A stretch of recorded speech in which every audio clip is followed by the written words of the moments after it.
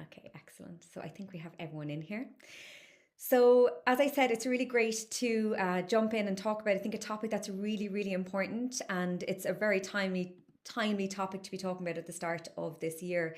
So, we know that well-being right now is firmly on the agenda for 2026. But many organizations, I guess, are still really struggling to move beyond those one-off initiatives or awareness days and the short-term engagement. So, despite really, really good intentions, I think HR are really finding it hard to be able to learn how to embed well-being into everyday culture. And that's really what I'm here to speak about today, because to give a little bit of background about who I am someone who works full time in this space. I am the founder and CEO of a company called CRAOI, and it's a workplace wellbeing solution. So, for some of the people on the call, I know them quite well through CRAOI, and for those of you who haven't met before, I have a lot of experience in both the corporate and the wellness industries, so I really do understand the challenge of integrating well-being into busy working environments. And I'm really passionate about this and about using tech for good to create a positive impact. I'm also a health and wellness coach, and I also teach yoga in Cork City as well. So I'm very much someone who believes in practicing what you preach. I think it's really, really important if we're going to talk about well-being or ask people to prioritize their well-being, we need to lead by example, really.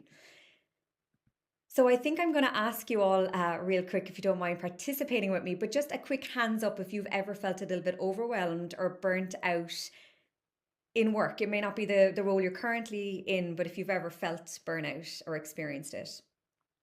Yeah, so I do ask this question a lot in corporate settings, in investor pitch meetings. I always ask people this question, and I'm going to say 9 times out of 10, people have their hands up. Unfortunately, I think we all can relate to what burnout feels like. And I feel I have experienced burnout a number of times, and it has shown up in very different ways. And it's kind of when initially manageable stress quietly and slowly often turns into unmanageable stress, and it then shows up in ways that we may not are expecting it to show up, and especially it can show up in our physical bodies, but it can really take very long time to come out of burnout.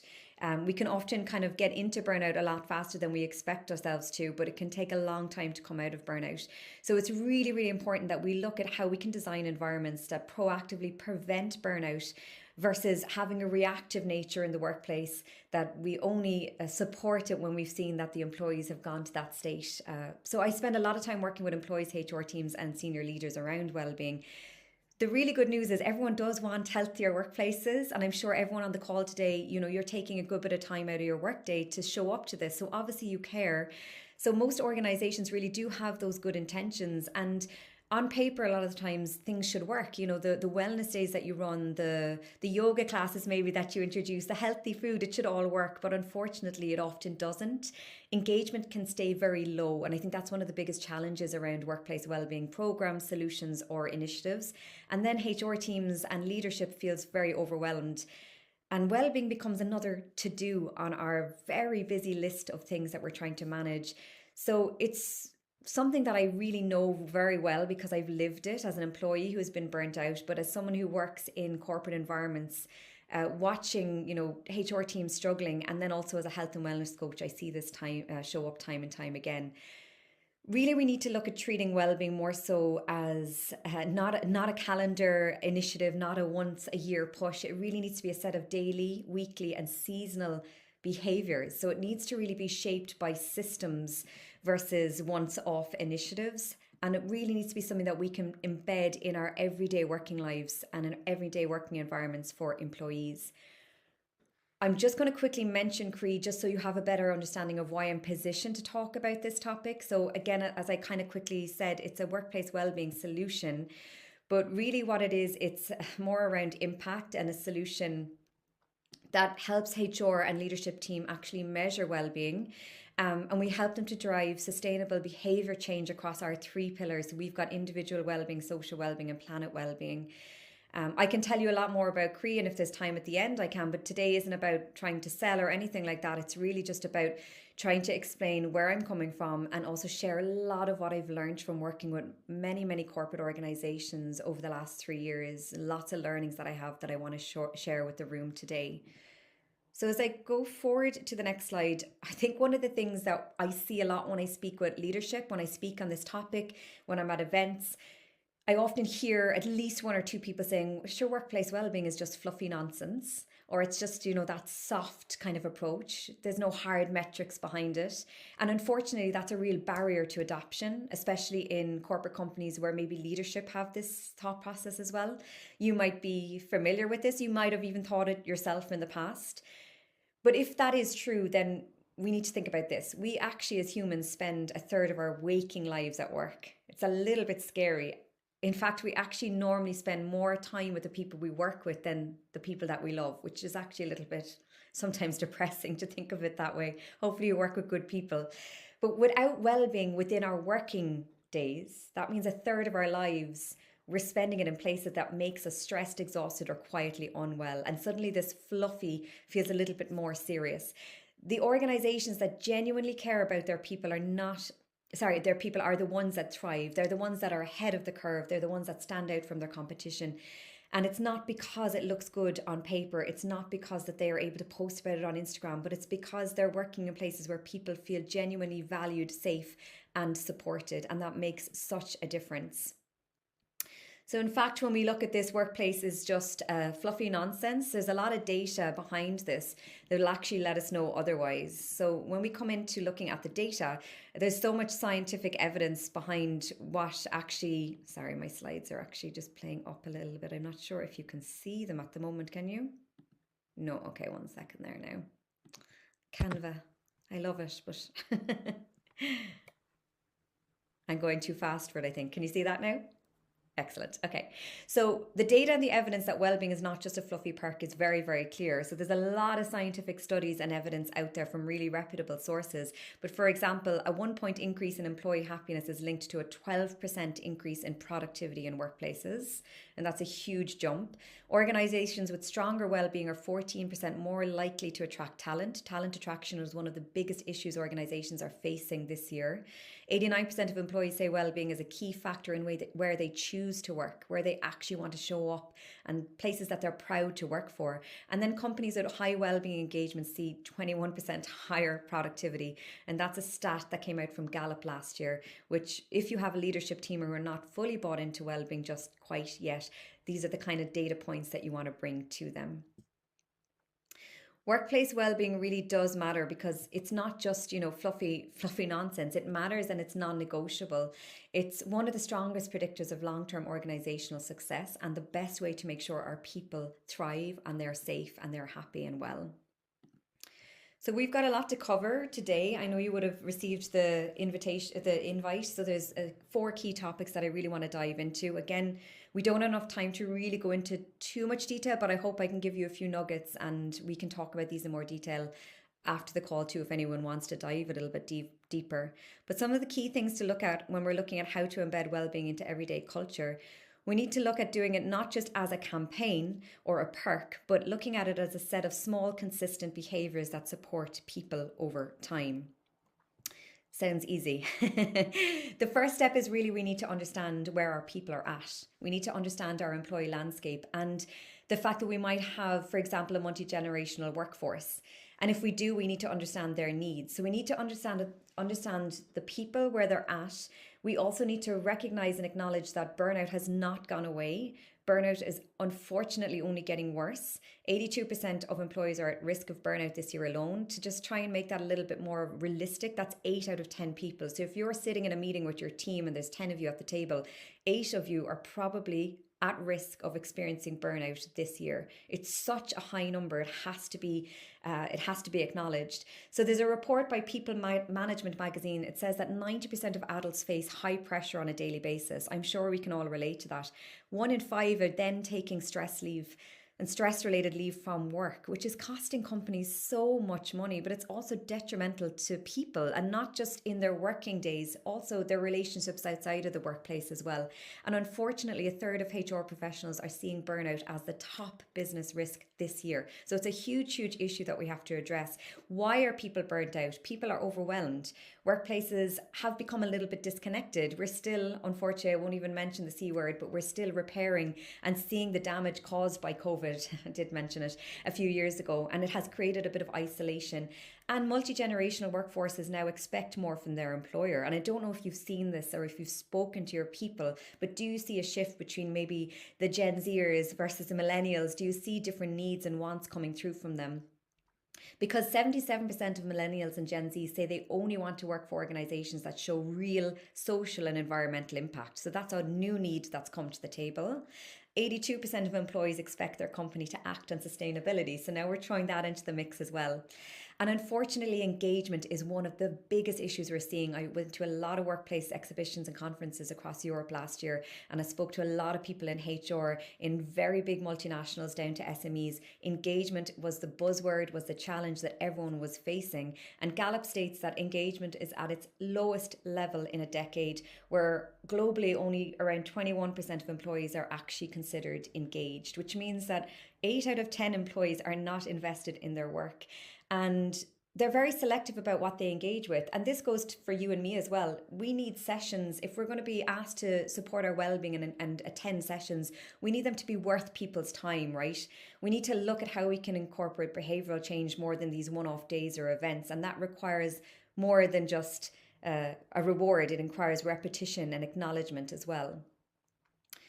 So really what we're seeing is that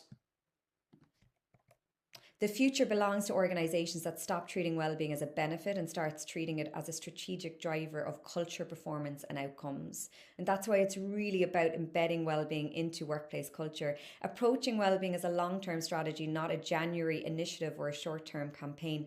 So a lot of organizations, we see that they, and this might be true for yours, you might relate to this, they treat well-being a little bit like a project, maybe like a calendar or a perk. But culture obviously isn't created by events, it's created by behaviors, norms, what's encouraged and allowed and rewarded. So if well-being is only showing up on a calendar invite, that's not culture, that's just content. So we really need to approach well-being as this long-term strategy.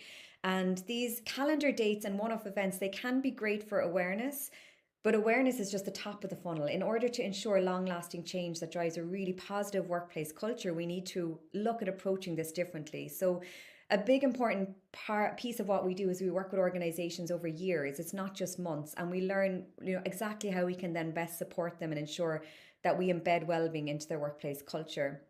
Because research in organizational psychology shows that sustainable behavior change comes from systems and triggers and not one-off events. So if you set yourself a goal of trying to achieve something, maybe you want to prioritize your well-being in a better way, maybe you want to try and move 3 times a week during your working day, it's a really great goal and it sounds extremely realistic and achievable. But if you have a work day that allows for no breaks, if you have a very short lunch break, if it's kind of deemed not appropriate to finish on time, if you're seeing managers stay late and you don't feel like you can go out at 5:30 to get to the gym and you miss your movement, that's where the downfall is going to come. We can't expect employees to be able to hit goals and to be able to make time for their well-being if we're not in creating environments or systems that support that. So James Clear is a really famous author. He wrote the book Atomic Habits. It's all about how to set behavioral change and goals into our everyday lives. It's a really great book to read, but he reminds us that we do not rise to the level of our goals. We fall to the level of our systems. So when we look at workplace well-being, we need to look at how we can create environments and systems that will support employees in ways that actually really help them to show up, to be healthier, to be happier, and that they're integrated within their working day.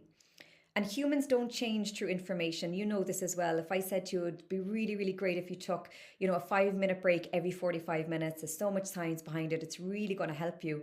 Initially, you might feel a bit motivated by that, but you're not going to see much change or long-term change, because in order to change, we need repetition. We need things that are easy to do. We need simplicity in this world that's always overcomplicated. We need social reinforcement and we need cues. We need to be reminded. So in workplaces, people will copy what's normal. So if you see your manager taking multiple breaks, if you see your manager reducing meeting times by 5-10 minutes and encouraging you to get up out of your desk, maybe all stretching together, that's really how you're going to see a change happening. So really the biggest driver of well-being is what is okay to do here? What's okay to do in my company? And so leading by example is a really, really important piece for anyone on this call today. It doesn't matter what title or position you're in. It's really about, is there any one key thing you could do at work to better support your well-being? And if you could start to integrate that throughout your working day, start leading by example, I guarantee you people will start to notice this and will create such a positive ripple effect across your teams and across your organization as a whole. So when we look at 2026, there's been a big shift in well-being. Some of these things I feel we're hearing about all of the time. So even we've heard some of these in 2025 as well, but we are seeing a stronger shift across organizations globally, and there's a lot of research coming out about these. So it's about well-being moving from programs to ecosystems. For years, Wellbeing has sat on its own, and a challenge here, a workshop there, great intentions, but the first major shift in this year is really about moving from these isolated programs to this integrated ecosystem that ties culture, care, and these key factors together. So it's not about the single initiatives anymore. And the real key takeaway here is building a connected experience that feels consistent. It feels familiar to employees, and it's really part of how work gets done in the company. Another shift is moving from mental health, from it being reactive to proactive. So again, proactively preventing employees from getting to that space of burnout.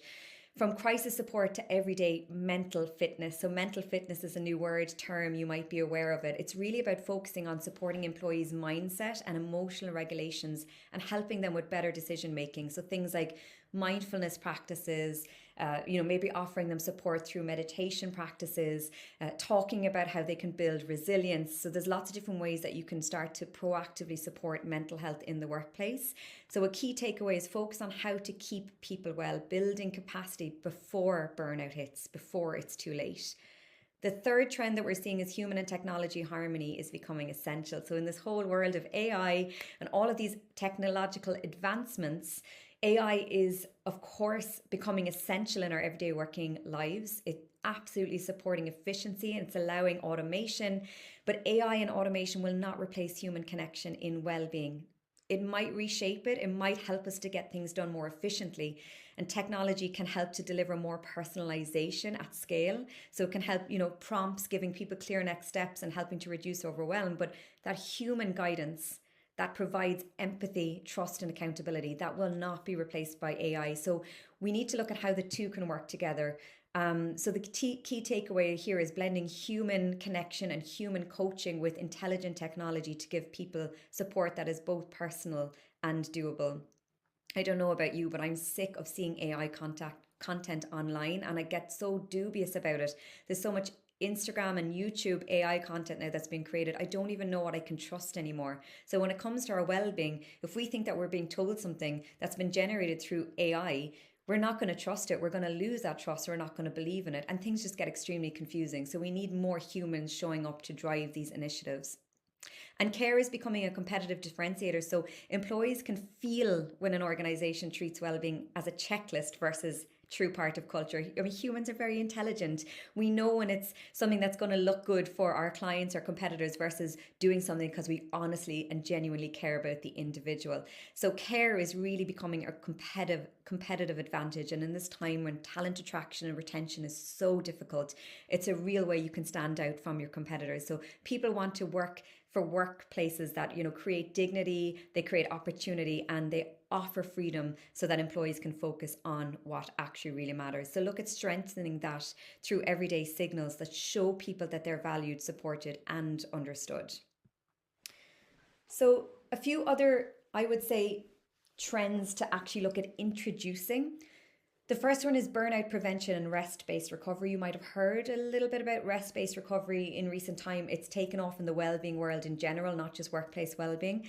But it's really about tackling the root causes of stress through better workload management, flexible schedules, and promoting intentional rest, especially as long-term sickness rates are really going through the roof.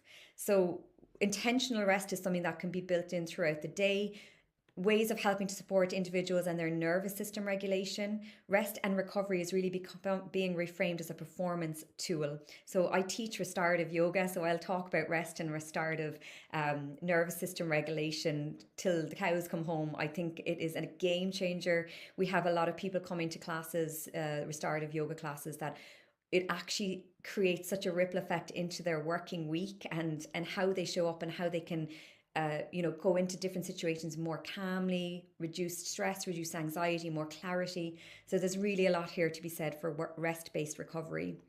Hyper-personalized and inclusive support is really, really important. Again, moving away from one size fits all, but we're looking at tailored support for neurodiverse staff, caregivers, menopausal workers, alongside personalized wellness plans based on individual data as well. So again, leaning into the data, the analytics, to be able to understand the full picture, the full story of what people need. So that data and analytics will really help to drive strategy and craft strategy. So HR professionals and wellbeing leaders need a way to view anonymized data and aggregated data across their workforce so that they're able to see symptoms of anxiety, maybe spiking across employees or spiking across certain teams.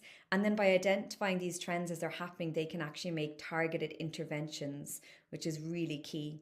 So a lot of this and the trends that we're seeing is about shifting our perspective from viewing our well-being as multiple initiatives to run across the year, more so to recognizing it as a strategic imperative that really needs to be at the forefront of workplace design.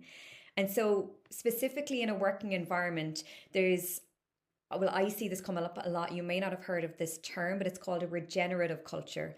And it's fascinating. There's a lot of studies out there about integrating a regenerative culture into your workplace. The results, Patagonia is a really good example of a company that integrates a regenerative working culture, and they have reaped the benefits and the rewards. It really is looking about a culture that doesn't just sustain. It doesn't just to look to sustain its efforts. It renews, it restores, and it amplifies energy and impact. So it's really about moving from less harm, which is a good thing to do, but it's about moving to how can we do more good. So it's about moving away from managing well-being to growing well-being. So in a regenerative culture, it might look like moving away from viewing employees as disposable resources to actually where they're actually seen as invaluable assets whose well-being is crucial for performance. I mean, that's the dream place that we want all companies to get to. But a key part of that is supporting holistic well-being, so prioritizing the mental, physical, and social health of employees. It also looks at how we can align business purpose with ecosystem health. So decisions are viewed not only through profit, but through their ripple effects socially and environmentally. And you may be aware of B Corp accredited companies. A lot of these companies look at people, purpose, and planet before profit. So there's a huge shift in how companies are showing up in this area. And then it's also looking at systems thinking. So recognize that the organization is part of a larger interconnected system that requires leaders to think about the long-term consequences of decisions on not just on people, but on the environment and the overall system. And one of the biggest parts of the regenerative culture, which I think could be quite significant in this conversation, is it looks at distributing agency and leadership. So decision making is less about being top down. It's about teams and individuals who feel empowered to lead significance in their domains. And I think that's really crucial because a lot of companies will have quite a small, HR team. Maybe if they're lucky enough, they have a wellbeing team, but there's a lot to cover when it comes to wellbeing. So if it's landing on leadership's shoulders and management shoulders only, that's going to create a bottleneck system and a challenge. So it's about bringing more people into the fold so they can share the workload as such. So with this lens, wellbeing isn't about adding more wellness sessions. It's about energy design. I love this idea of energy design. This is something I really do practice what I preach here. I think if you can start to approach your own working day with a lens on how can my energy be best harnessed throughout the working day, what suits me, and then how can I also set up my working day to better harness my energy and support my energy, it is a game changer for performance. So at CRAOI, everything we do comes back to this idea of regeneration, and it's about creating the conditions where energy and purpose are continually renewed and not depleted. So it's about really like peer check-ins, team gratitude, open leadership conversations. There's lots to it that you can kind of dive into, but you can look up regenerative systems and you'll see a lot there in terms of learning more about it. And I can give you a lot more information there as well if you ever want it. So when we look at a quarterly well-being framework, I think for behaviors to stick, we need 4 things to happen. So they need to be easy to do. They need to be small actions. They need to be repeated. So we need to remind people. They can't, be one-off pushes. They need to be socially reinforced. So leaders should model them. Teams should see them. And they should be rewarded, acknowledged and rewarded. And this will turn well-being from something people remember into something they actually do and enjoy doing and continue to do. So when we look at this, your 2026 planning should be focusing on creating a wellbeing experience that employees actually use and want, giving people next steps that feel personal and doable. Remember, everyone's days are extremely busy, showing measurable improvements that leaders can trust, and building a culture where care, connection, and expert support can work together. So let me just show you a quick example of how we approach this in CRAOI. We choose a theme each month. So yes, there are really big calendar dates on the calendar that we'll incorporate as well, but we actually choose themes that are identified to key and core behaviors that matter most to employees, and then we support these monthly. So each month, we build this around a human need, not a calendar date. So for example, January was all about energy, February is all about human connection month, connection and belonging, and then March is all about supporting focus without burnout, so helping employees to create boundaries. So I've put together a bit of a 12-week wellbeing plan framework, and I can share these slides with anyone if you want them afterwards. You can feel free to take a screenshot here, but this can really help you to take, these are 2 slides, take them away, sit down with the people in your company, the wellbeing leads, the HR team, people who care about this, and start to craft your own framework for 12 weeks.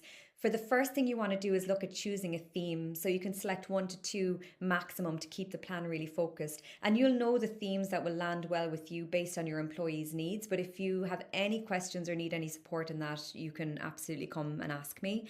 And then you want to look at defining your core weekly micro actions. So what small habits, easy wins can start to be integrated into the workplace? For example, could you introduce 2-minute resets that employees can start to take every hour? Can you have a micro movement moment? Can you have some kind of peer support coffee catch up to check in on your people? And then you want to add in a bit of behavioral nudges, so weekly reminders. Maybe you might like to have posters or signage if you have people in the office, so just to remind them that you have a certain theme going on that month, that it's there, that it's always constantly something that they're aware of. And then you want to also look at the barriers that might stop this from being integrated. So what is the main barrier in your workplace to embedding well-being into your culture?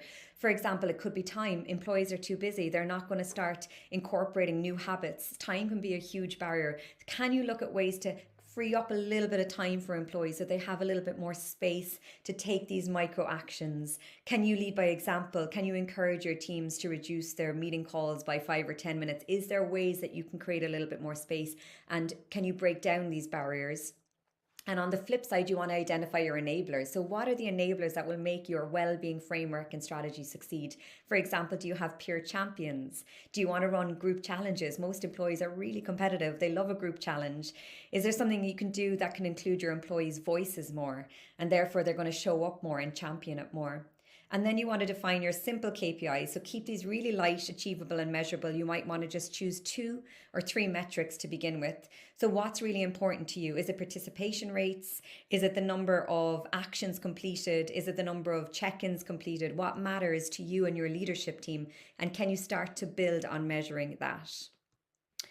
So there's a lot here. There's a lot of slides. Some I had to skip because the time is so short, but it's just a high level overview of how you can start looking at integrating wellbeing into your company culture with a new lens, with a new perspective. And there's a framework there that, again, as I say, I'm very, very happy to share with you. If you want to get in touch with me, you can get me on hello@craoi.com. We have a lot going on. We have some exciting things happening. So we have a solution that we offer and support well-being across everything that we've spoken about today. It's very, very measurable as well. So for HR leaders, it takes that off their plate. But we're also running corporate retreats, and we're running yoga pilots in Cork City. So that's something exciting that we're starting next month, that human-led design that we spoke about. And we're going to run this Masterclass series every month. So the last Thursday of every month, I'll jump on for these 30 minutes. The next topic will be coming out next week. I'll absolutely share it. Please feel free to forward to your community. But it is about creating a space where everyone like yourselves, like-minded people can show up. We can learn from each other. We can talk about key topics, challenges. And next month will be a bit more interactive. But today's was to kind of try and get people thinking in a new way as we move into 2026 and start looking at how you can start designing your own framework in your company so that you can embed culture, well-being across your culture. So I know we're kind of over a minute or two. I'm going to stay on for a few minutes. If anyone has any questions at all, just let me know. If anyone, wants to stay on and ask anything on mute, you could pop it in chat. And if you'd like to talk about anything more, just contact me directly and we can chat to you then.